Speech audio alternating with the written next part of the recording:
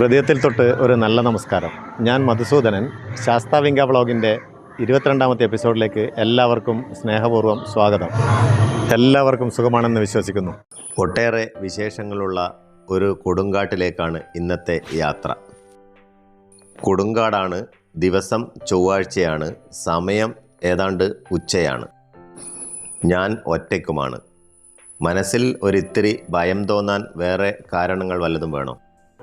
മുന്നിലേക്ക് നീണ്ടുകിടക്കുന്ന ഈ ഒറ്റയടിപ്പാതയും ഇരുവശങ്ങളിലുമുള്ള കൊടുങ്കാടും കാട്ടിനുള്ളിൽ നിന്നുള്ള നരിച്ചീറുകളുടെ ശബ്ദവും എല്ലാം എൻ്റെ കാലുകൾക്ക് വേഗത കൂട്ടി.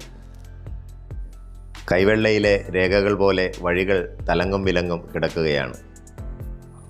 ഒരു ഇല പറിക്കാനായി നീട്ടിയ കൈവിരലുകൾ പെട്ടെന്ന് കനലിൽ തൊട്ട പോലെ പിൻവലിച്ചു. ഏതോ കണ്ണുകൾ സൂക്ഷ്മമായി എന്നെ നിരീക്ഷിക്കുന്നത് പോലെ ഒരു തോന്നൽ. ഭയമുള്ളവർ ഒരിക്കലും ഇവിടേക്ക് ഒറ്റയ്ക്ക് പോകാനുള്ള സാഹസം കാണിക്കരുത് എന്നാണ് എൻ്റെ അഭിപ്രായം. കനൽ എരിയുന്ന കണ്ണുകളും കയ്യിൽ സംഹാര മുദ്രയുമായി ഒരു ഉഗ്രരൂപിണി വാഴുന്ന കൊടുങ്കാടാണ് ഇത്. കണ്ണൂരിൽ നിന്ന് തളിപ്പറമ്പിലേക്കുള്ള വഴിയിൽ നാഷണൽ ഹൈവേയിൽ ധർമ്മശാലക്കടുത്തായി മാങ്ങാട്ടുപറമ്പിൽ 20 ഏക്കറിൽ വ്യാപിച്ച് കിടക്കുകയാണ് പ്രസിദ്ധമായ നീലിയാർ കോട്ടം. ഈ ക്ഷേത്രത്തിൻ്റെ ഉത്ഭവത്തെക്കുറിച്ചും സവിശേഷതകളെക്കുറിച്ചും ഇവിടുത്തെ പ്രത്യേക പ്രാർത്ഥനകളെക്കുറിച്ചുമൊക്കെ ക്ഷേത്ര ഊരാളൻ പ്രഭാകരൻ നായർ ഈ വീഡിയോയുടെ അവസാനത്തിൽ നമ്മളോട് വിശദമായി സംസാരിക്കുന്നുണ്ട്. ആദി പരാശക്തിയായ ദേവിയെക്കുറിച്ച് കേൾക്കുന്നത് തന്നെ പുണ്യമായിട്ടാണ് കണക്കാക്കുന്നത്. ആയതിനാൽ ഈ വീഡിയോ സ്കിപ്പ് ചെയ്യാതെ അവസാനം വരെ എല്ലാവരും കാണുക. ക്ഷിപ്ര കോപിയും മാതൃസ്നേഹത്തിൻ്റെ മൂർത്ത ഭാവവുമാണ് കോട്ടത്തമ്മ. കാട്ടുപക്ഷികൾ ചിലക്കുന്നതും ചീവീട് കരയുന്നതുമല്ലാതെ മറ്റൊരു ശബ്ദവും ഇവിടെ കേൾക്കാനില്ല. ഇവിടെ ക്ഷേത്രമോ ശ്രീകോവിലോ ഒന്നും തന്നെയില്ല. നീലിയാർ ഭഗവതിക്ക് ആഡംബരം ഒന്നും തന്നെ ഇഷ്ടമല്ല. ഈ 20 ഏക്കറിനുള്ളിൽ എല്ലായിടത്തും ദേവിയുണ്ട്. വള്ളിപ്പടർപ്പുകളിലും കാട്ടുചെടികളിലും പുൽനാമ്പുകളിലുമെല്ലാം നമ്മിലേക്ക് ചൂഴ്ന്നിറങ്ങുന്ന ആ അദൃശ്യ സാന്നിധ്യത്തെ തിരിച്ചറിയാൻ സാധിക്കുന്നുണ്ട് ഇവിടെ. ആരോ പിന്തുടരുന്നുണ്ടോ എന്ന് തിരിഞ്ഞു നോക്കിക്കൊണ്ടാണ് ഞാൻ ഇവിടെ മുന്നോട്ട് നടക്കുന്നത്. കല്ലൊതുക്കുകൾ താഴേക്ക് നീണ്ടങ്ങനെ കിടക്കുകയാണ്. ചുറ്റിലും വലിയ മരങ്ങളും വള്ളിപ്പടർപ്പുകളും. മുന്നിൽ പെട്ടെന്നൊരാളെ കണ്ടപ്പോൾ ചെറിയ ഒരു ആശ്വാസം. ഒടിയൻ്റെ മായാവിലാസം പോലെ കുറച്ചു കഴിയുമ്പോൾ അയാൾ മറ്റൊരു രൂപത്തിലായി മാറുമോ അറിയില്ല. പുലിയും പശുവും മേയുന്നിടത്താണ് ഞാൻ കുടികൊള്ളുക എന്നാണ് ദേവിയുടെ അശരീരിയിൽ പറഞ്ഞത്. ഇവിടെയാണ് പശു പ്രസവിച്ച് കിടക്കുന്നതും തൊട്ടടുത്ത് ഒരു പുലിയെയും കണ്ടത് എന്നാണ് വിശ്വാസം. ഇവിടെ ഒരു യോഗീശ്വരൻ കുടികൊള്ളുന്നുണ്ട്. ഇവിടെയാണ് നീലിയാർ ഭഗവതിയെ കുടിയിരുത്തിയിരിക്കുന്നത്.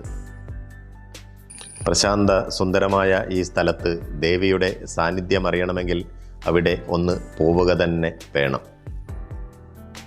ചില നേരങ്ങളിൽ അറിയാതെ ചില അനുഗ്രഹങ്ങൾ നമ്മുടെ ജീവിതത്തിലേക്ക് കടന്നു വരാറുണ്ട്. അപ്രതീക്ഷിതമായി എത്തിച്ചേർന്നതാണ് ഇന്നിവിടെ. അപ്പോഴാണ് അറിയുന്നത് ഇന്ന് ദേവിയുടെ മുടിയേറ്റമുണ്ടെന്ന്. ഇതൊക്കെ ഒരു നിമിത്തമാവാം, അല്ലെങ്കിൽ ഒരു ഉൾവിളിയാവാം. അമ്മമാരുടെ ശീലങ്ങൾ അങ്ങനെയാണല്ലോ. വൈകുന്നേരമാണ് ദേവിയുടെ തെയ്യപ്പുറപ്പാട്. ഏതാണ്ട് 5:30 ഉച്ചയ്ക്ക് ഞാൻ അവിടെ എത്തിയിരുന്നെങ്കിലും വൈകുന്നേരം വരെ കാത്ത് നിന്ന് ഈ ചടങ്ങ് കണ്ടു തന്നെ പോകാമെന്ന് തീരുമാനിച്ചു. അത്യപൂർവമായ ഈ ചടങ്ങിന് അമ്മ തന്നെ ഒരുപക്ഷെ എന്നെ ക്ഷണിച്ചതാവാം.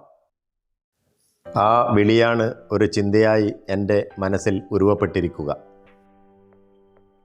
കടും ചായങ്ങളും വർണ്ണങ്ങളും ചടുലമായ ചുവടുവയ്പ്പുകളും പണ്ടുകാലം മുതൽക്കേ മനസ്സിനെ പ്രകമ്പനം കൊള്ളിക്കാറുണ്ട്. കൂടുവിട്ട് കൂടുമാറുന്ന മാന്ത്രിക വിദ്യ പോലെ മനുഷ്യൻ ഈശ്വരനാകുന്ന അപൂർവ നിമിഷങ്ങൾ. ആത്മാംശത്തിലേക്ക് ദൈവാംശം കലരുമ്പോഴാണ് 6ാം ഇന്ദ്രിയം ഉണരുക. ഇത് കേവലനായ ഒരു മനുഷ്യന് അപൂർവമായ സിദ്ധികൾ കൈവരുത്തുന്നു. കൂട്ടിലേക്ക് പറന്നെത്തുന്ന ഒരു പക്ഷിയെപ്പോലെയായിരിക്കാം ആത്മാംശത്തിലേക്ക് ദൈവാംശം കൂടുമാറ്റം നടത്തുന്നത്. കാലങ്ങൾ നീണ്ട പഠനത്തിലൂടെയും നിരന്തരമായ ഉപാസനയിലൂടെയും മാത്രമേ ഇത് സാധ്യമാവൂ. കോട്ടത്തിൻ്റെ വിജനമായ ഒരു മൂലയിലാണ് കോലധാരണത്തിൻ്റെ ഈ വേഷപ്പുര. വാശാലുകൾ പകർത്താൻ പാടില്ല എന്ന മുന്നറിയിപ്പോടെ ഈ ചടങ്ങുകളെല്ലാം പകർത്താനുള്ള അനുമതി ഊരാളൻ എനിക്ക് നൽകിയിരുന്നു. വിജനമായ ആ വഴിയിലൂടെ ഭഗവതിയുടെ ഒരു എഴുന്നള്ളത്തുണ്ട്. എന്തിനോടാണ് ഇതിനെ ഉപമിക്കേണ്ടത് എന്ന് എനിക്ക് ഒരു നിശ്ചയവുമില്ല. കടുംപച്ചയിലേക്ക് അലിഞ്ഞു ചേരുന്ന ചുവപ്പിൻ്റെ ഒരു മാസ്മരിക ഭാവമുണ്ട്. അമ്മയാണ് പ്രകൃതിയിലെ ഏറ്റവും വിശിഷ്ട സൗന്ദര്യം എന്ന ഉദാത്ത സങ്കല്പമാണ് ഇവിടെ വെളിവാകുന്നത്. നമുക്ക് ജീവനേകിയവൾ, വെളിച്ചമായവൾ, വഴികാട്ടിയായവൾ. മനസാ സ്മരാമി ഈ അനർഘ സത്യത്തെ. ഒരു ചെണ്ടയും ഇലത്താളവും മാത്രമാണ് ഇവിടുത്തെ വാദ്യങ്ങൾ. അതിനൊന്നും പ്രസക്തിയേയില്ല. സർവവ്യാപിയായ അമ്മയാണല്ലോ ഇവിടെ നിറഞ്ഞു നിൽക്കുന്നത്. ക്ഷേത്രം പണിയുന്നതിനായി ഒരു ദേവപ്രശ്നം ഇവിടെ നടക്കുകയുണ്ടായി. നിങ്ങൾക്ക് ക്ഷേത്രം പണിയണമെന്നുണ്ടെങ്കിൽ പണിയാം, പക്ഷേ അതിൻ്റെ ഇറയിൽ നിന്ന് വീഴുന്ന വെള്ളം കടലിൽ പതിക്കണം എന്നായിരുന്നു ദേവിയുടെ ആഗ്രഹം. തീർച്ചയായും അത് സാധ്യമല്ല എന്നുള്ളതാണ് സത്യം. ഇതിൽ നിന്ന് ദേവിക്ക് ക്ഷേത്രമോ ശ്രീകോവിലോ നിർമ്മിക്കുന്നതിന് ഇഷ്ടമല്ല എന്നുള്ളത് അനുമാനം. പാതി ദിവസം കൊണ്ട് ഞാനിവിടെ കണ്ടതും അറിഞ്ഞതും മായ പോലെ വിചിത്രമായ സംഭവങ്ങളാണ്. അതുവരെ ആരുമില്ലാതിരുന്ന ഈ കോട്ടം ദേവിയുടെ പുറപ്പാടാവുമ്പോഴേക്കും ജനനിബിഡമായി. എവിടെ നിന്ന് ഏത് വഴിയിലൂടെയാണ് ഇത്രയധികം ആളുകൾ ഇവിടെ എത്തിച്ചേർന്നത് എന്നതിന് ഒരു നിശ്ചയവുമില്ല. രക്തദാഹിയായ ഉഗ്രരൂപിണിയിൽ നിന്ന് മാതൃഭാവത്തിലേക്കുള്ള ദേവിയുടെ രൂപാന്തരം തന്നെ ഇത്തരം മായകളിലൊന്നാണല്ലോ. എൻ്റെ നാവുകൊണ്ടോ മനസ്സിൽ തെളിയുന്ന വാക്കുകൾ കൊണ്ടോ പറഞ്ഞു തീർക്കാവുന്നതല്ല ഇവിടുത്തെ ദേവീ ചൈതന്യത്തിൻ്റെ മാഹാത്മ്യം. ദേവതമാർ സ്വയം വന്ന് പൂജ നടത്തുന്നു എന്ന് വിശ്വസിക്കുന്ന അപൂർവം ദേവസ്ഥാനങ്ങളിലൊന്നാണ് നീലിയാർ കോട്ടം. ആദിപരാശക്തി അതിനെയാണ് ഇവിടെ ആദിപരാശക്തിനാണ് ഇവിടെ പൂജിച്ചു വരുന്നത്. പണ്ട് പഴശ്ശിരാജാക്കന്മാർ ആദിപരാശക്തിനെ പൂജിച്ചിട്ട് പടക്ക് പോകുന്ന ഒരു കാലഘട്ടം ഉണ്ടായിരുന്നു. അങ്ങനെ വളരെ പഴക്കമുള്ള ഇതായിരുന്നു. ആദ്യത്തെ പഴശ്ശിരാജാക്കന്മാർ അതിലിപ്പം പഴശ്ശിരാജാക്കന്മാരുടെ അവസാന കാലഘട്ടത്തിൽ അവരുടെ യുദ്ധവും കാര്യങ്ങളൊന്നും ഇല്ലാതായ അവസ്ഥ വന്നു. അങ്ങനെയുള്ള സമയത്ത് ആദിപരാശക്തിനെ ഇവർക്ക് പൂജിക്കാനോ അല്ലെങ്കിൽ അവർക്ക് നീരമിരി കൊടുക്കാനോ സാധിക്കുന്നില്ല. അങ്ങനെയുള്ള ഒരു കാലഘട്ടത്തിൽ ഈ ദേവി സാധാരണക്കാരെ ദ്രോഹിച്ചു തുടങ്ങി. അവർക്ക് പൂജ്യം കാര്യങ്ങൾക്കൊന്നും നരബലിയൊന്നും കിട്ടുന്നില്ലാതെ കൊണ്ടുള്ള അവസ്ഥയിൽ ഇവർ ദ്രോഹിച്ചു തുടങ്ങി. ആ സമയത്താണ് കാളകാട്ട് തന്ത്രി അവിടെ വരുന്നത്. എന്ന് പറഞ്ഞാൽ കുണ്ടേൻ മഹാവിഷ്ണു ക്ഷേത്രത്തിൻ്റെ സമീപത്തുള്ള ഒരു കുളക്കടവിലായിരുന്നു ഇവരുടെ ആവാസം. അവിടെ കുളിക്കാൻ പോയ ആൾക്കാരെ ആരും ഇവർ ദ്രോഹിച്ചു തുടങ്ങി. അങ്ങനെയുള്ള സമയത്താണ് കാളകാട്ട് തന്ത്രി അവിടെ എത്തുന്നത്. കാളകാട്ട് തന്ത്രി കുളിക്കാൻ പോയപ്പോൾ ഇവർ മറുകരയിൽ പ്രത്യക്ഷപ്പെട്ടു. ചോദിച്ചു, നിങ്ങൾ ആരാന്ന് ചോദിച്ചു. അന്നേരം കാളകാടാന്ന് പറഞ്ഞു. സ്ത്രീ ഇക്കരക്ക് വന്നിട്ട് താളി പിഴിഞ്ഞു കൊടുത്തു. താളി പിഴിഞ്ഞു കൊടുത്തപ്പോൾ അത് തന്ത്രിക്ക് തോന്നി ഇത് സാധാരണ സ്ത്രീയല്ല, അവരുടെ പ്രത്യേകതയുള്ളതാണെന്ന് മനസ്സിലാക്കിക്കൊണ്ട് തന്നെ അമ്മ തന്നത് അമൃതം എന്ന് പറഞ്ഞിട്ട് ഈ താളി കുടിച്ചു എന്നാണ് പറയപ്പെടുന്നത്.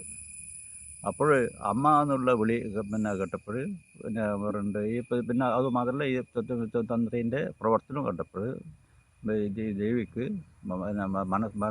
മാനസികമായ ഒരു പരിവർത്തനം ഉണ്ടായി.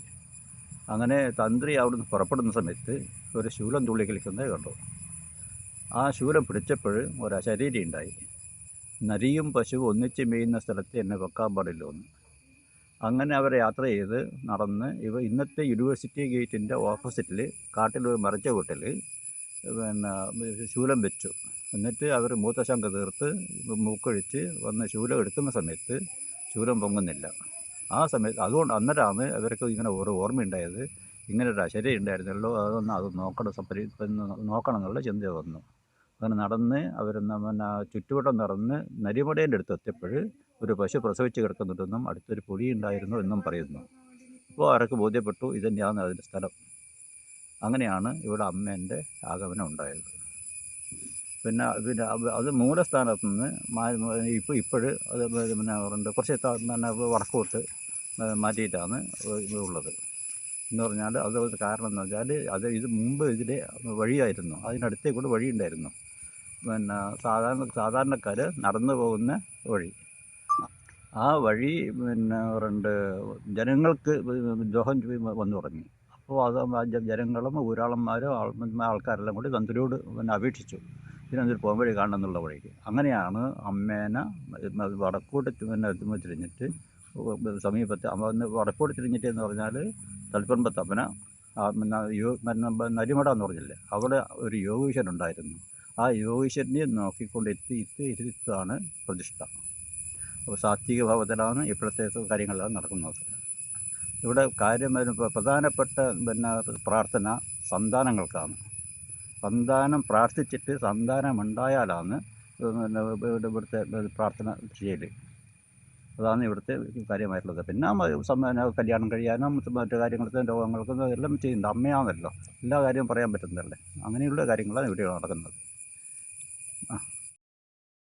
ഈ വള്ളിപ്പടർപ്പുകൾ പോലും ദേവീദർശനത്താൽ തല കുനിച്ചങ്ങനെ നിൽക്കുകയാണ്. വീഡിയോ എല്ലാവർക്കും ഇഷ്ടമായി എന്ന് വിശ്വസിക്കുന്നു.